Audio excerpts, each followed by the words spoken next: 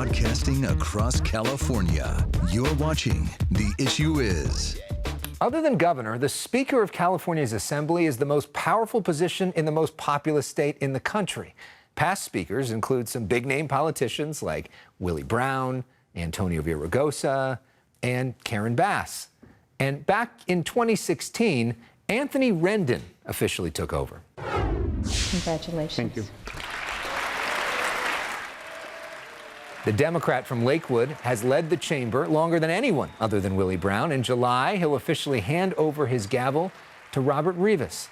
Speaker Anthony Rendon, welcome back to The Issue Is. It's great to be back. Thank you. How are you feeling right now? Tired. We've had a couple of very busy months. We had our appropriations deadline, House of Origins deadline. Finalized the budget last Thursday, working on some trailer bills right now, so we're working hard till the end. Is it fair to say if it was up to you solely, you would serve as Speaker until the end of your time in Sacramento? No, that was never the goal. In my final term and turning over to plan in my final term. But, you know, it did get a little messy there, the fight between you and Robert Rivas in terms of who would be in control of this. He made a move to get control a few different times. What is the nature of your relationship with him, with Robert Rivas right now? We have a working relationship. He was in my office last week. Our staffs have been working on the transition. So, you know, we definitely have a working relationship for sure. And what will your role be going forward? Because you're staying in the legislature as he now takes over. I'm an Assembly member. I represent the 62nd Assembly District, Southeast Los Angeles County, the chair of the Committee on Joint Arts. So I'm going to go back to what I was doing before I became Speaker in 2016, which is serving my district. Well, the reason you initially got into politics in the first place was because you were an early childhood educator, and you felt like more money needed to go to that there wasn't enough investment being done in that space. Did you achieve your goal on that front? Absolutely. And when I ran for office 2011, there were about $1.2 billion in early childhood education cuts. We put that money back. We put back all the money that was cut out, and then an additional probably 1.5, depending on how you add it up. So we definitely did that. But not only that, but I think we also built a strong sort of bench. People like Kevin McCarty are now in the legislature, who knows early childhood education, worked on early childhood education. So the future's bright in Sacramento for early childhood education, I believe. The other thing that you're most passionate about is the arts. There's the Southeast Los Angeles Cultural Arts Center, designed by Frank Gehry, which I think you're more proud of than anything else, right? Literally the single most important thing for me, the single thing I'm most proud of. It's an incredible opportunity to bring, we have so many world-class arts institutions in Southern California. Because of traffic, because of transportation issues, we know it's hard for people from my district to get to downtown or West LA. To have a world-class venue in Southeast Los Angeles built by an architect who not only is world-class himself, but somebody who I wrote about 2 or 3 of my dissertation chapters on, is just a fantastic thing. And so when does that open? How can people get involved with that? Thanks for asking. We're going through the CEQA process right now. We've raised about $117 million. We need a little bit more, but it's moving forward. We have a website. I don't really know. You could just Google Southeast LA Cultural Center, and it'll come up. But it's going to be a really exciting project. And you're right. Arts are incredibly important to me. So are parks, and this is a perfect sort of intersection between both of my interests. It's going to be right on the LA River, right on the jogging bike trail, so it's a fantastic intersection of 2 really important things. Meanwhile, you know, the biggest issue in the state continues to be homelessness. Since you've gone in there, homeless spending has skyrocketed, but the number of homeless has also gone up. What do you say to critics who say, you guys have gotten it wrong when it comes to homelessness? I think it's fair for people to be critical. I think it's fair for people to be concerned. All the time I meet with sort of consul generals from other other countries and visitors to California, it's the one thing that's most striking for them, and I think it's striking for all of us. We have, like you said, devoted a lot of money to housing and homelessness.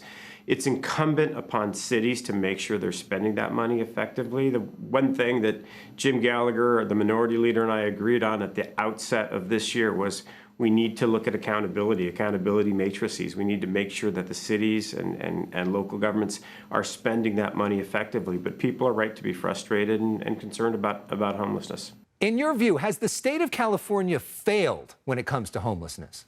I'd say we as a state have tried to do quite a bit. The sort of collective whole, the state and the municipal governments working together, I'd say we have a lot of work to do for sure. But yeah, the problem seems to be increasing. You know, in working in your role, you work very closely with the governor. You've had two governors that are very different during your time there, Jerry Brown and now Gavin Newsom. Can you compare and contrast what it's like working with each? I'd say the difference between the two, I'd say Jerry had some very narrow interests. He was very passionate about criminal justice reform, very passionate about climate change. Those were the issues that he was always focused on.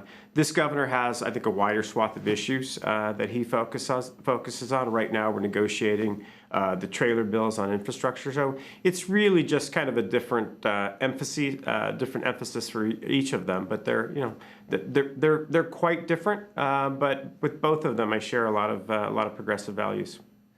Which one of them gives you more room to be in charge? It's hard to answer that question because COVID changed a lot. The sort of relationship between the executive and legislative branches changed quite a bit during COVID. So it's hard to say. It's because I think the dynamics have changed. The dynamics between the branches and the sort of branches of government have changed. Since you've been in there, the Democratic supermajority has grown. Is it actually harder to govern with a supermajority because you've got to keep the Democrats together and the factions? What's it like? I think the most passionate fights we've seen in the legislature during my time, not just as Speaker, but in the legislature, have been a lot of the intra-party squabbles. Yeah, we as Democrats, we're a big tent party, a lot of different ideas. We have folks in our caucus who represent rural communities, who represent urban communities. So it gets very, very difficult. As you know, there are a lot of sort of niches within the party. So yeah, I mean, I think it has gotten more difficult for sure. What's next for you? I'm running for state treasurer in 2026, which is a little ways off. But right now, my focus is on my district and continuing to represent those good folks in Southeast LA County, and particularly working on that cultural arts center. What would be your advice to future speakers? What's the most important lesson you learned? I think the most important lesson I learned is to listen to people. It's really a job where the more data you collect, the more information you have, the better job you can do of sort of assessing situations and of really helping people. I try to let people talk as much as they want, sort of as much as they need to, sort of without interrupting them. Repeat back what you heard, because sometimes we just don't get that right. Sometimes we hear not what they say, but what we want to hear, and just keep on listening. Keep on listening. It's the most important thing you can do. Well, I think your advice is to keep on listening and repeat back to people what they just said. So I'm trying to listen to that. So the thing about well done. The thing about you is you love to read. You say, I'm doing an hour of reading a day, no matter what. It's part of your passion. So as we wrap things up, I'm wondering, can you give us a book list, an assignment, the old professor, of maybe 2 or 3 books that you would most suggest that we read? Oh, God. Have to be The Philosophy of Andy Warhol, A to Z. That's like a bit of a Bible for me. Something from Nietzsche. He's just the best writer, the most dramatic writer I ever read.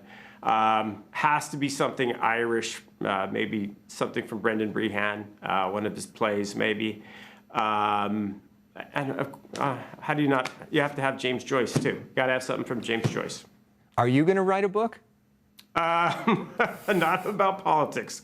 I will write about anything other than politics in the same way that I never read about politics. Never, never, never, never, never. Interesting. All right. Well, thank you so much, Mr. Speaker. You've always been kind to us throughout all of this. We appreciate your friendship, and we appreciate you coming on The Issue Is.